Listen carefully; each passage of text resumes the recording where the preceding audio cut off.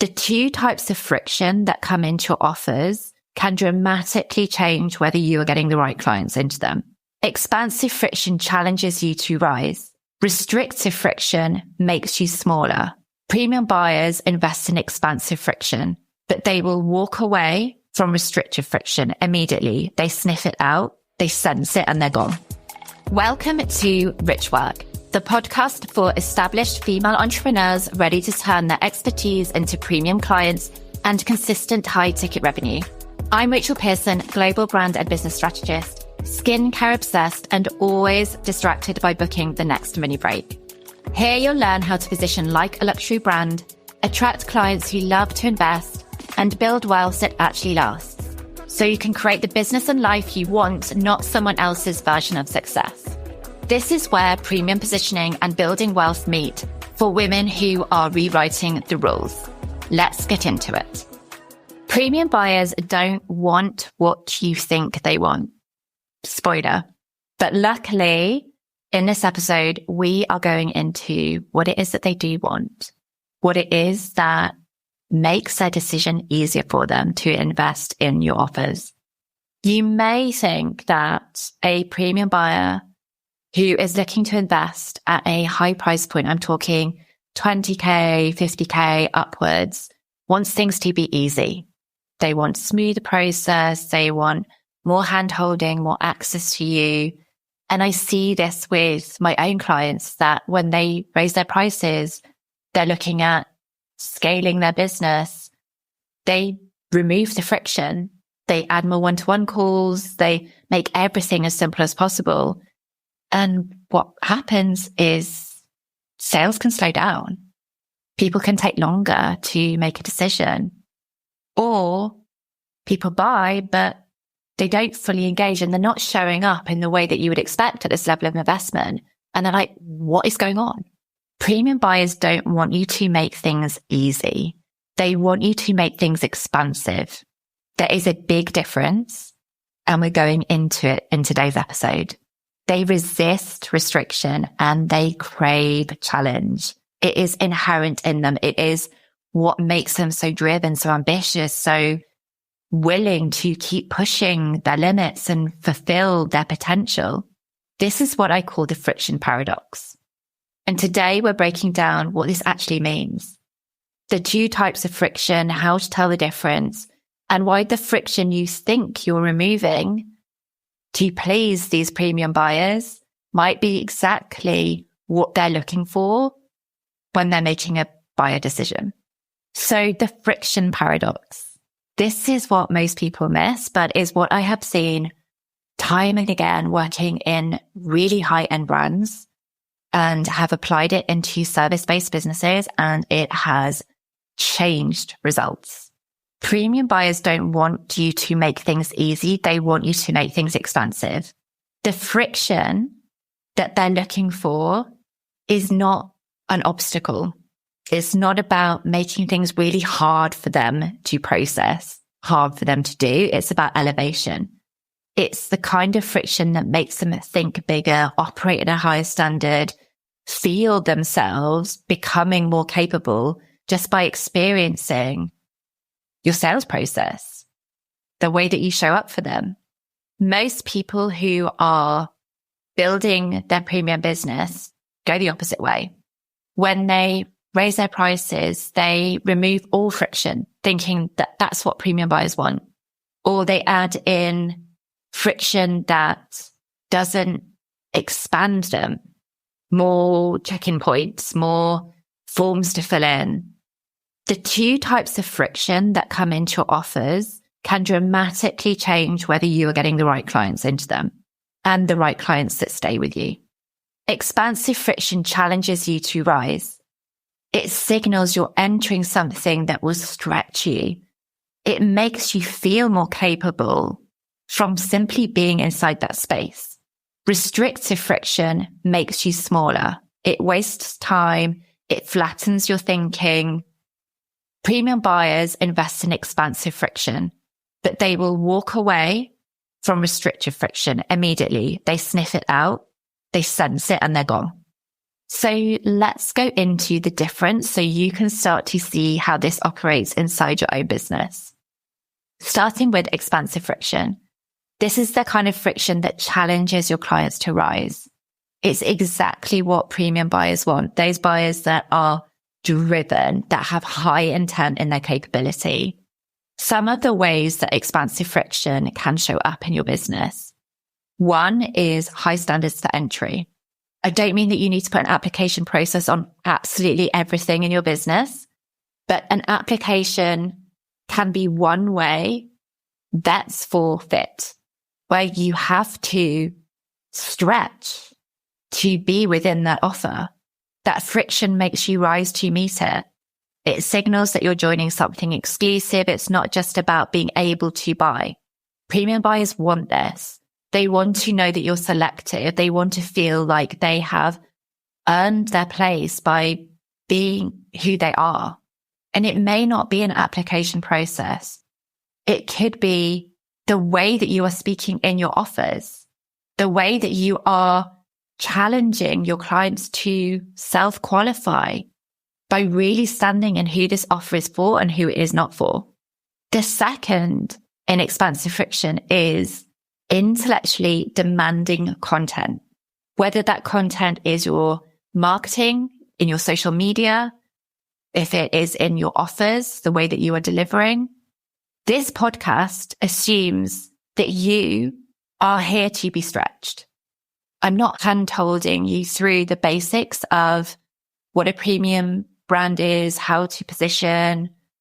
I'm assuming a level of understanding, capability, and intent and desire to go further, to go outside the norm.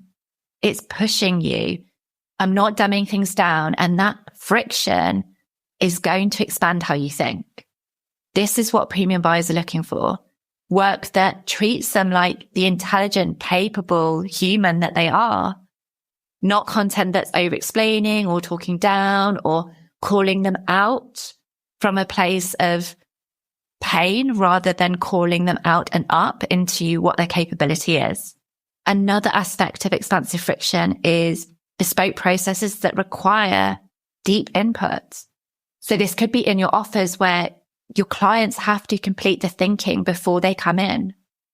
They can't just show up and have someone show them the way or do it for them or show them every single step. That friction expands your client's self-awareness. It makes the work better because they had to put the right level of input into it. And then, of course, a topic that we are going to dive into much deeper is premium price point. A level of investment makes you commit fully and show up differently than you would for a level of investment that is easy for you. Now, this isn't me saying that you have to invest big to be able to play big. I don't subscribe to that way of thinking, especially in the coaching space. But this is about your ability and your willingness to really own the value of your work, because that is a signal to your client about how expansive the work is going to be. This is the friction that premium buyers want. It elevates them. It makes them expand even through the process of investment. It's why you will often see somebody invest that is a stretch point for them and then get results even before they've really come into the work, because that level of investment has stretched them to a place of expansion. I'm interrupting this episode to let you know of a special giveaway we are doing to celebrate the launch of Rich Work Podcast. One person will win an entire VIP strategy day with me to go through your whole business. Everything from your positioning and your brand presence through to your business model and your offers, your messaging, visibility, and of course, into your sales. To enter, simply write a review on the podcast episode that you have listened to on your favorite podcast app and send us a screenshot. All of the details of how to enter are in the show notes, and I cannot wait to see who is the one that gets this VIP opportunity. Now, let's get back to the episode. On the flip side, let's talk about the friction that is restrictive. This is friction that makes things smaller. It wastes time. It flattens your client's thinking. Premium clients spot it immediately and it breaks trust. So here's what restrictive friction can look like. Overcomplicating every step in your offer, in your buying process, in the experience of them interacting with you. 5 forms, 3 different types of discovery calls, endless back and forward emails, or even just DMs. That's just even to get started with you. And it seems like we're putting in the process so that everything, yes, is automated and gives you back more time freedom. But from a client perspective, it feels like we're giving them control over the next step. But that rigor is friction that's just wasting their time. And premium buyers, they do not have time to waste. Another aspect that can create this friction, this restrictive friction, is vague communication. So if you are somebody who only speaks in concepts without giving examples of how it applies with your clients or how it's happened within your own area of work, then that's not expanding their thinking. It's making the client work hard to understand what you're even trying to say. And they simply don't have the patience. They need clarity. They want you to be exact. Another which has come in a lot over the last couple of years are rigid templates that don't fit their work. Being put into a framework, being put into a template flattens the depth of thinking and the way that client wants to move, and often the speed that they want to move at. So adding in something cookie cutter when they actually need custom. And that is creating friction that restricts that client's ability to apply the work that they are doing with you into their actual business. There is a place for templates. There is a place for frameworks. I do this in my own business with my clients, but it is super intentional that it is expanding them and it is not restricting and flattening their thinking. And then the final one is gatekeeping information. There is nothing more frustrating, and you may have experienced this yourself, as I suspect that you yourself are a premium buyer.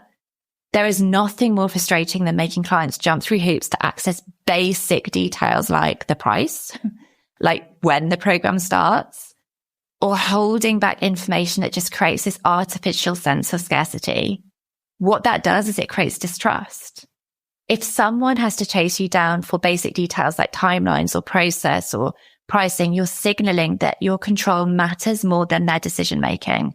And they are somebody that wants to move fast. And premium buyers will walk away from this because that restrictive friction signals that you don't value their time. And if you don't value their time before they even become your client, then they don't feel like you can be trusted to protect that energy when they're actually in the work with you. So when I say this, it might seem so obvious that we don't want to put things in place that restrict, and we want our clients to expand. We want for our spaces and our services to be places where our clients get their results, where they are able to develop in identity as well as in skill set and expertise. So why are we putting these things in? Because we often think that premium means that we have to add more, that we have to add more steps, more processes, more gatekeeping, that suddenly makes things more exclusive. Or we go the other way and think that removing all friction is what premium buyers want. So we have 0 application processes because I don't want it to make it hard to work with me. Or there's no requirements to actually be in this space because you want to make it accessible. And there's no standards of how you're actually running your mastermind but premium buyers need this balance. They need to have freedom to be able to expand without the restriction of so many steps and processes to fill in. And ultimately, what I see this comes down to is they want standards. They want to know that you're selective. They want to feel that they belong in your work. So the goal isn't to completely remove friction. It's to design the friction. Design it so that it is expanding your clients and not restricting their thinking, the way that they can work with you, the way that they can access the depth of the space that they're coming into. We want some friction. It's what they crave, but this friction has to make them think bigger. It has to protect their energy, has to signal that they're entering something that will elevate them. That is what creates certainty for premium buyers. Yes, messaging is super important. Yes, the way that you structure offers. But ultimately, if they don't feel your standards, if they don't feel that your standards match who they see themselves becoming, that is what is going to put them off. You can audit your own offers right now to see whether you are adding in restrictive or expansive friction. A process that I'm going to encourage you to go through is to firstly list every friction point in your client experience. This is a process that I go through several times a year across all of my offers. There is always something that comes up that I can see, that I can optimize, that I can refine. From the moment that someone discovers you to the moment that they finish working with you, where is their friction? So looking at your application process, if you have discovery calls or any kind of sales calls, onboarding forms, payment structure, communication, deliverable timelines, get it all out there. Like, write it all down and then ask, does this friction expand or restrict? Is it making them think bigger or is it wasting their time? Is it protecting their energy or is it protecting mine? Is it elevating your client's capacity or is it flattening their thinking? If you cannot clearly answer that it is expanding your client, then it is probably restricting them. And then ask the question, what would happen if you removed this point? That's the test. If you removed this friction point, what would change? If the answer is nothing, then there's your answer. It doesn't need to be there. It has just stayed there because once upon a time, it seemed like the right thing to do. If your answer is, well, they wouldn't be as prepared if this wasn't in place, or the work wouldn't be as bespoke, that's expansive. That is what is enabling your client to expand within the work that they're doing with you. The really crucial part, if you are going to keep in the point of friction, is to also explain to your client, position to your client why it exists. So don't just say this requires an application. Tell them, we are looking for the right fit because this work requires full commitment and we're protecting the integrity of the group. That's expansive. I'm talking about a bog standard application form, boring. But when you position it for how it's going to expand your client, suddenly it becomes something where they're like, I belong in this space. I'm rising up to meet this. Don't just price your offer. Explain, this investment level ensures you're fully committed and is creating the condition for the transformation that we're going to go through. Premium buyers don't want you to get rid of any point of friction. They don't want things to be spoon-fed to them. They don't want to have a plug-and-play business. They don't want to feel like they can get with you what they could get anywhere. They're not resisting friction. They're resisting friction that makes it feel unnecessary. When you design friction that expands them and you're transparent about why it exists, it becomes part of the value. It becomes part of the positioning of your offers and ultimately your work. What I want you to take away from this episode is that premium buyers don't resist friction. They want to be challenged, but it has to be the right kind of challenge.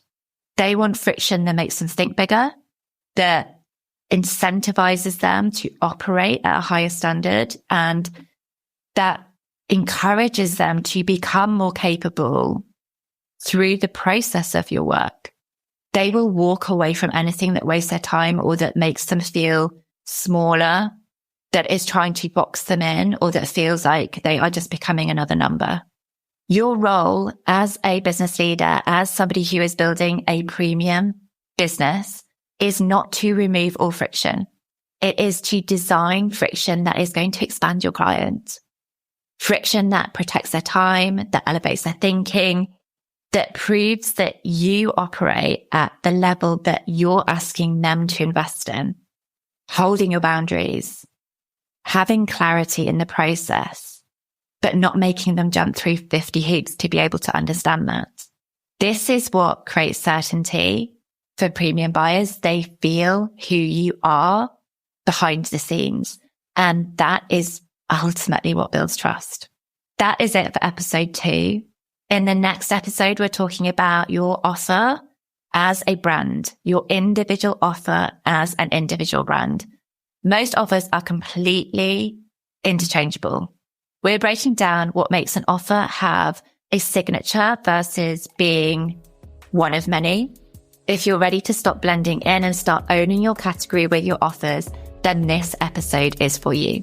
Until then, I'm Rachel Pearson. This is Rich Work. Thanks for tuning in to Rich Work. I'd love it if you left a review. It helps other women to find us. In the meantime, follow me on Instagram at rachelpearson.co for a different take on premium positioning, one that's not about fitting a box. See you next week.